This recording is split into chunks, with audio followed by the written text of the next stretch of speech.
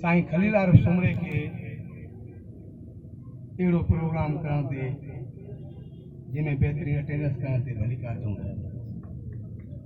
उन खां पोइ अॼु हिन प्रोग्राम में जेके मथे मौजूद साथी वेठा आहियो ऐं हेठि अलाए केतिरा मोतबर नाला वेठा आहिनि जो मां ॿियनि खे विसारे काफ़ी दोस्तनि नाला साईं खलीलाल में खणी वियो पर मां सिकंदर सरवाण सुमरे समेत हेठि जेके दोस्त वेठा आहियो उन्हनि सभिनी खे अहमद खान मदोह जे नाले सां काछो मुशाइरो में शिरकत करण ते सभिनी मोज़ज़नि मोतबरनि शाइरनि अदीबनि साफ़ी भाइरनि जो जे सियासी समाजी तंज़ीमुनि सां वास्तो रखंदड़ दोस्तनि ऐं हर मकतब फिक्र जे साथियुनि खे भली कार थो चवां। काछो हूं त सॼी सिंध सूरनि में आहे पर सिंध जो हिकु शानदार हिसो काछो बि आहे। अॼु उन काछे जो गाज 46 अरब रुपया ख़र्च थी विया आहिनि पर अॼु बि उते तव्हां ईंदव त ॼण तव्हांखे लॻंदो त उहा त साॻी गाज आहे त 46 अरब काथे ख़र्च थिया। गोरख जंहिं ते तव्हां असां छा पर सिंध जी आख़िरी कुंड में रहंदड़ माण्हू मुने गोरख जो आशिक़ आहे। जेतिरो हुन ते ख़र्च थियो आहे अॼु जो ताईं गोरख जो मयार सुधी न सघियो आहे। हा को साहिबुल वसाइल माण्हू त गोरख ते वञी सघे थो पर मूं जहिड़ो को ग़रीब माण्हू गोरख ते वञण लाइ 10 चकर सोचींदो छाकाणि मूं वटि वसीला ई न आहे। मूं वटि न आहिनि 13,000 रुपया कंहिं गाॾी जा ऐं 26,000 रुपया हिकिड़े ट्रिप जा।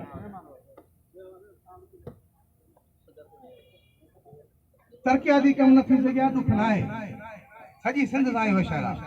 ॾुख हिन शइ जो आहे जो गोरख ते कब्ज़ागिरी वधी हले। हिकिड़े पठान जे मस्जिद जी तस्वीरूं आयूं हज़ारे पोस्टूं आयूं पर मां तव्हांखे दावत थो ॾियां त वञी तव्हां ॾिसो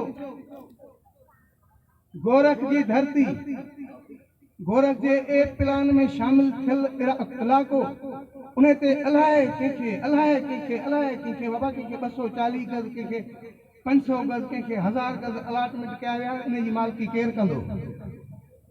मंसूर जेकी एशिया जी वॾे में वॾी ढंढा जिते तव्हां वेंदव छिनी वारी मोरी खां वठी शुरू थींदो त हे बोज़दारनि जो हिसो आहे, हे गुलाम शाह जो हिसो आहे, हे चाकर खान जो हिसो आहे, हे फलाणे नोहाणे जो हिसो आहे पर उहा मंसूर सॼे जो सॼी ज़हर में हली वई आहे। उन ते को बि सरदार मीर पीर ॻाल्हाइण लाइ तयारु न आहे।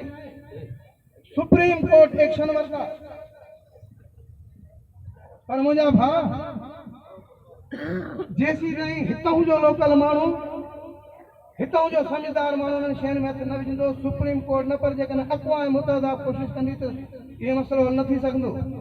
उन खां अलावा जोही में ज़रई पाणी जी खोट 12 महीना रही आहे सॼी सिंध जे माण्हुनि खे ख़बर आहे पर तव्हांखे ख़बर आहे ज़रई पाणी सां गॾोगॾु अॼु जोही सिटी न जोही जो सॼो तालुको पीअण जे पाणी जे लाइ उन पियो मरे। गोले खान रोदाणी खां वठी शहर रोदाणी ताईं काश्मीर रोदाणी ताईं अलाए केतिरा पाणी जी स्कीम आहे पर उते बिजली जो कान्हे का पाणी किथां अचे।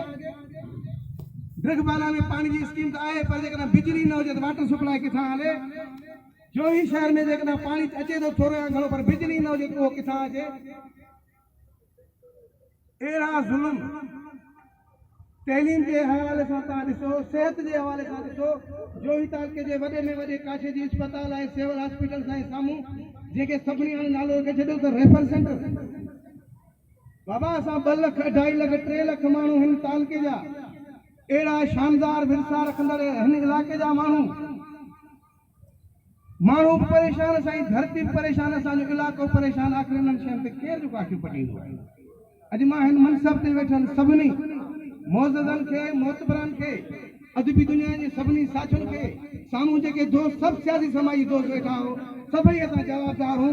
अॼु खां 20 साल पोइ अञा मथां हालतूं ख़राब थी वञनि मता शयूं असां पोइ मता वापसि उन मौज न रहे सघूं। इन करे तव्हां असांखे फर्ज़ु आहे ऐं इन्हनि शयुनि ते तव्हांखे असांखे ॻाल्हाइणो आहे। मुसलत पसंदि असांखे मारे छॾियो आहे। मुसलत पसंदि जो छॾियो असां ईअं कोन था चऊं त वक़्त जे आकाम खां तव्हां चिड़ी ॻाल्हायो, पर जेके हुननि सां मिलंदड़ आहियो मिठी ज़बान ॿुधायो त बाबा तुसारे बि वेड़े वसऊं, पर असांजे बचड़नि जो बि ख़्यालु करो। इन करे इन्हनि सभिनी शयुनि ते मूंखे मां अहसान मंदां साईं खरीदार जो मूंखे ॻाल्हाइणो कोन हो गाज ते गोरख ते मंसूर ते, पर साईं जो चयो त ॻाल्हाईंदासीं साईं मथो हिते ॻाल्हाइणो आहे। पर इन करे मां दां थो ॾियां त असां जा माल मता तुंहिंजो मरी वियो साईं, धरती तुंहिंजी मरी पर साईं जोई जा माण्हू तुंहिंजे पथां मरंदा। सिहत जे हवाले सां तव्हां हलो इलाइक़े में सर्वे कयो, अलाए केतिरनि माण्हुनि खे दम जी टीबी जी ऐं कहिड़ियूं कहिड़ियूं बीमारियूं अची वियूं आहिनि माहौलियाती गदिराइण जे करे। मंसूर जी हालत इहा आहे, अलाए केतिरा हींअर ॿार मरी विया ॿियनि ज़हरीली पाणी जे करे। गोरख ते तव्हां असां ग़रीब पहुची कोन था सघूं, कोई यार दोस्त को असांजे अहसान करे ॿी ॻाल्हि आहे बाबा इहे असांजा विरसा आहिनि, असांखे संभालणा आहिनि ऐं केरु संभालींदो, केरु हक़ सच चवंदो। इन करे इन्हनि शयुनि जे लाइ अलाह कंदो असां हाणे ॿिया मनसा मचाईंदासीं। अहमद खान मदोह जे नाम तां सदके मुंहिंजो 5 साल उस्ताद रहियो, मूंखे ख़बर आहे त मूंसां गॾु जेके ॿिया बि मुंहिंजा शागिर्द रहिया को ॿिया न चई सघंदो साईं अहमद खान मदोह कॾहिं पढ़ायो कोन्हे। हुन पंहिंजनि शहर जे बचनि खे पंहिंजो बचो सम्झी पढ़ायो। बहितरीन उस्ताद, बहितरीन शाइर। असां उन दौर में साईं जा मुरीद हुयासीं, अॼु बि साईं जा मुरीद हूं। सिंध परस्त हुयो, पाकिस्तान पीपल्स पार्टी में हुयो, पर हुन कॾहिं साईं GM साहिब जे हवाले सां जेकॾहिं कॾहिं को वरसी सद या सालगिरह दावत ॾींदासीं त बसि हलियो।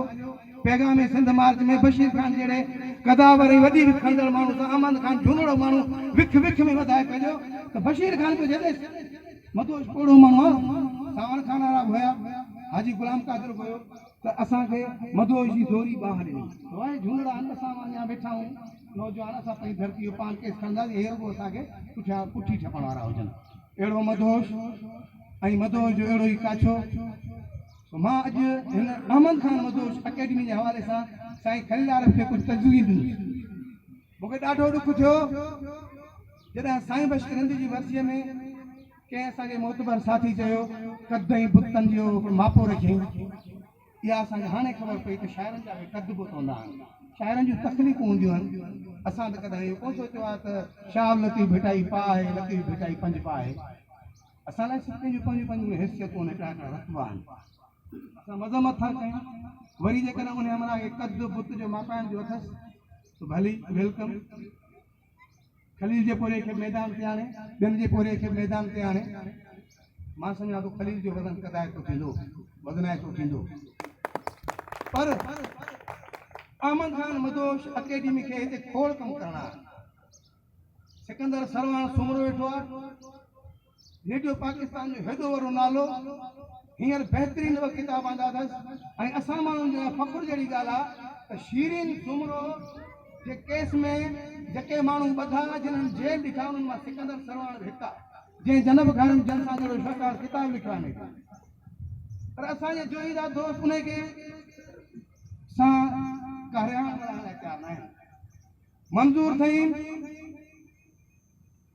मंसूर जहिड़ो किताब लिखियईं, मंसूर जी अकासी कई अथई ऐं उन खां पोइ हिकिड़ो बहितरीन किताब पुनू। सिंध जा माण्हू सिंध सां इश्क कनि था, पर सिंध जे आशिकनि सां अञा मोहबत में थोरो फ़र्क़ु रखनि था।